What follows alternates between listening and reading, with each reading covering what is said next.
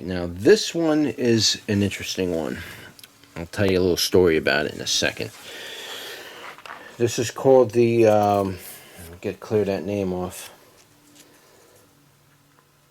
I don't know if you can read that. Piments Habanero. Okay, this is called the Piments. Here's the leaf. It's a broad leaf. It's a different leaf than habanero leaves. It's broad leaf, but it's in some cases it looks narrow leaf. Like up here, it looks more narrow. Might be because these leaves ain't getting as much light, but it's not a puffy leaf. Okay, so this is a little different than your usual suspect when it comes to habaneros. The other odd thing about this particular plant is it has a very slightly furry stem. You can see on the leaf, there's a lot of fur on it. Quite furry. The stem, you can kind of see it's a little bit furry. There's a little bit of purpling in the stem. There's streaks of purpling in the stem, and there's also streaks of purpling in the main leaf. Also, here's a flower. Okay, that's what the flower looks like. Let me get you on the bottom of it. I can't see what I'm doing, but hopefully you can see that. It's on the bottom. Here's a top view. Okay. Now, what I'm going to say about this particular habanero is Walmart has, you know, the fruit sections. A lot of Walmarts, they got like their produce area, you know. And so I was looking for habaneros. I was out of habaneros, and I wanted habaneros. Believe it or not, at one time I did run out of habaneros. And so I was making a dish that required habaneros. And I went there, and I bought these habaneros that were in the package.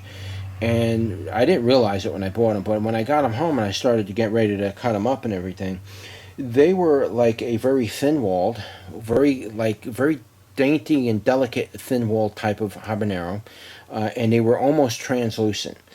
And I was a little intrigued by that when I first seen it. I was like, wow, that's a really strange-looking habanero. And then I ate it, and it had this real peachy type of taste. I can't remember what it tasted. It tasted like I was eating peaches, and it was hot. It was pretty hot. It wasn't really, really hot, but it was pretty hot. But it tasted like peaches, and it was just the best habanero out of all the habaneros I've tried. Different varieties of habaneros. This habanero by far was the best habanero. It was fruity. It literally had a fruity taste to it. So I'm hoping that this plant will actually reproduce the same type of habaneros, these translucent type of thin-walled, very peachy flavored, sweet type of habaneros, and they were just absolutely delicious. I mean, you could literally just eat them out of the package, just like one after another. And they were hot. Don't get me wrong, they were hot. But they're not as hot as some peppers, you know. Like a daytail pepper will just scorch you right, and burn your tongue right out the gate. This thing, it took a bit. You got to chew it, and it's a good plant. It's definitely a really good plant. This might be one of the plants I do a seed giveaway on. It was really, like I said, it was just a totally awesome flavor. You can't buy these seeds anywhere. I don't even know what it's called. It's just piments. I don't know. It might be a Spanish word for something, but that was the variety that was. This is the comes out of that seed from that plant, from those habaneros that I got. And I'm really hoping, and I'm going to get the same thing. We'll see at the end of the year if I get the same fruit and everything out of it, and it looks consistent, and it's not some kind of genetic hybrid or something weird or whatever. Yes, I will do seed giveaway, so you'll have to just stay tuned and you know, subscribe and share and all that good stuff. Give me thumbs up, guys.